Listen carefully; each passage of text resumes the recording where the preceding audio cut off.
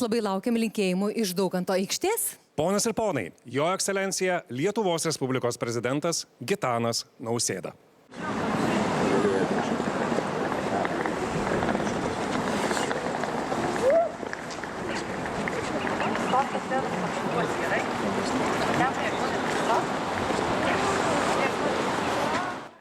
Mieli Lietuvos žmonės, netrukus palydėsime 2024 ir įžengsime į 2025 metus.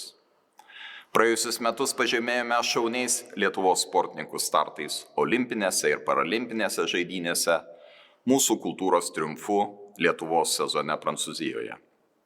Skambiai sutikome dainų šventės 100-metį. Tegul ateinantis 2025 būna dosnus pergalių visai Lietuvai ir mūsų šeimoms.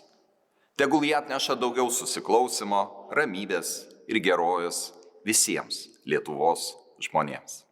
Didžiuojamės tuo, ką pasiekėme kartu.